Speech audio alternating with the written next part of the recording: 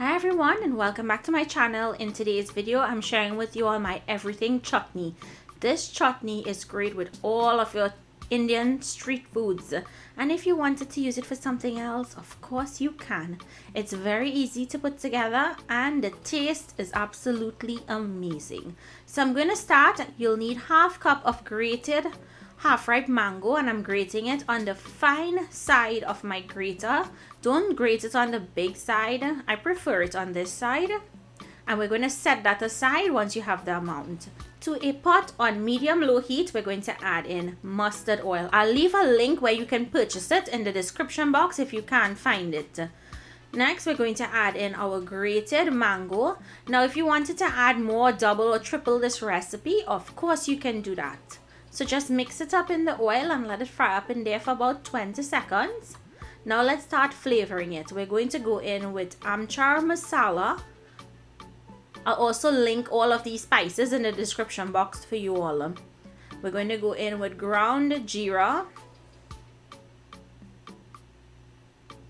Next, we're going to go in with this turmeric powder. The Caribbean crate that we have this month that's out has all of these spices in it. So it will also be linked if you want to get that with some additional goodies. So let that fry up for about a minute.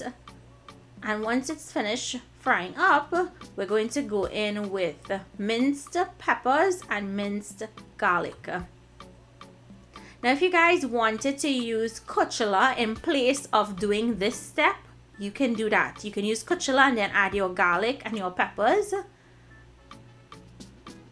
And you're going to allow that to cook up in there for about a minute. We want the peppers and the garlic to start to soften and get very fragrant. Now I'm going to go in with 1 cup of tambrand pulp or tamarind pulp. 2 tablespoons of green seasoning. The recipe is in the description box. 2 tablespoons of brown sugar.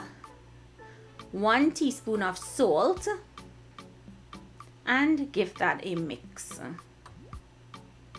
Just let it cook there for about 1 minute. And you can get tamarind pulp online. I'll also link that for you all. And I'm going in with enough water to create our sauce.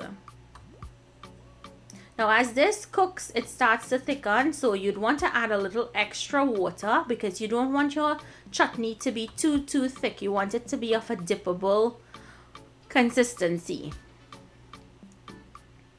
So as it starts to simmer away, mix it. You'd want to taste it, make sure it has enough salt. And if you guys wanted to add some grated cucumber in here when the sauce is almost finished, you can do that. Or if you wanted to use apples in place of the mango, you can do that.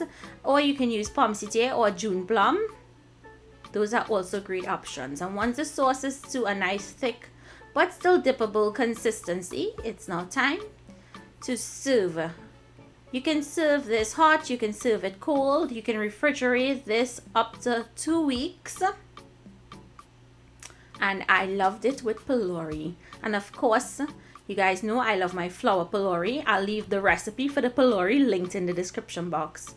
I hope you all enjoyed this recipe. Comment down below and let me know what you think. Thank you for watching, and I'll see you in my next video. Bye everyone.